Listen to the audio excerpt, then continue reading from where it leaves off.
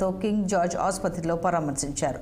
అచ్యుతాపురం ఘటన దురదృష్టకరమని, పాలక పార్టీ తీరు బాధాకరమని, బాధితుల్ని ప్రభుత్వం పట్టించుకోవడం లేదని అన్నారు. నష్టపరిహారంపై ప్రభుత్వం నుంచి స్పష్టత లేదని, బాధితులకు భరోసా కలిగించాల్సిన బాధ్యత ప్రభుత్వానిదేనని అన్నారు. సీఎం చంద్రబాబు కేజీహెచ్కు ఎందుకు రాలేదని, వారి పార్టీ డిమాండ్ను ఇప్పటికే అధినేత వైఎస్ జగన్ ప్రకటించారని, మృతుల కుటుంబాలకు ₹1 కోటి పరిహారం ఇవ్వాలని కోరారు. వారి ప్రభుత్వం ఎల్జీ పాలిమర్స్ ఘటనలో ₹1 కోటి పరిహారం ఇచ్చిందని, కానీ ఈ ప్రభుత్వం పట్టనట్లు వ్యవహరిస్తోందని అన్నారు. ఎన్ని కోట్లు ఇచ్చినా పోయిన ప్రాణం తిరిగి రాదని, బాధిత కుటుంబాలను కనీసం పరిహారంతోనైనా ఆదుకోవాలని కోరారు. మృతుల కుటుంబాలని ప్రభుత్వం పరామర్శించకపోవడం మంచి సంప్రదాయం కాదని, రేపు బాధితుల్ని వైఎస్ జగన్ పరామర్శిస్తారని తెలిపారు. ఏదైతే పని ఇందాక మీకు చెప్పిన కలర్ చెప్పిన ఆ 2-3 రోజుల్లో చెక్కులు వాళ్ళ చేతిలో అందాలి.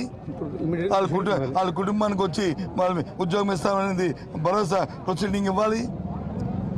ఎవరైతే వెంటిలేటర్ మీద ఉండి సీరియస్గా ఉన్న ఇంజూరీ ఉందో వాళ్ళకి ₹10 లక్షల కాంపెన్సేషన్ ప్రకటించాలి ప్రొసీడింగ్ ద్వారా. అలాగే ₹3 లక్షల ఎవరైతే ఇంజూరీ అయ్యి మరి 3 రోజులు హాస్పిటల్లో ఉండి వెళ్తారు వాళ్ళకి ₹3 లక్షలు ఇవ్వాలి. ఎవరైతే చిన్న ఇంజూర్డ్ అయ్యారో బయట హాస్పిటల్ చేసుకున్న వాళ్ళకి 50,000 తక్కువ లేకుండా వాళ్ళకి ఇవ్వాలి. దాని అన్నింటికి కూడా రాతపరకమైన ప్రభుత్వం నుంచి ఒక ప్రొసీడింగ్ రిలీజ్ రావాలి, జీవో రావాలి. వచ్చినప్పుడే ప్రజలు నమ్మకం ఉంటుంది. ప్రమాదాలు జరుగుతున్న దాన్ని ప్రభుత్వాలు ఏంటంటే ఎందుకు వస్తుంది ప్రమాదం, ఆ ప్రమాదాన్ని దానికి ఉన్న ఏ కారణం వల్ల వచ్చింది, దాన్ని ఏ విధంగా మనం అరికట్టాలి అనేది దృష్టి పెడితే అవన్నీ అయిపోతాయి. జరిగితే జరిగింది అని నిర్లక్ష్యం ఉంటే ఒక దాని తర్వాత రెండో వస్తుంది.